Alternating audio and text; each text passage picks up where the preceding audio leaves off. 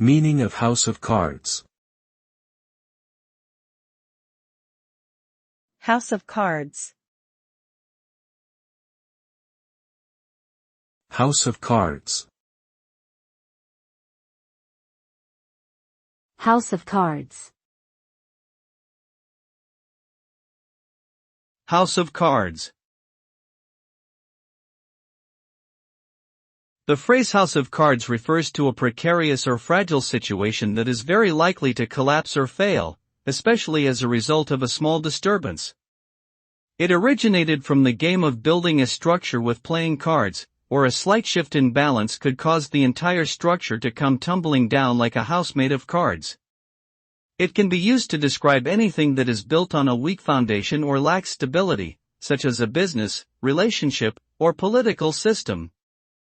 Overall, it signifies a precarious and unstable situation that is likely to fall apart at any moment.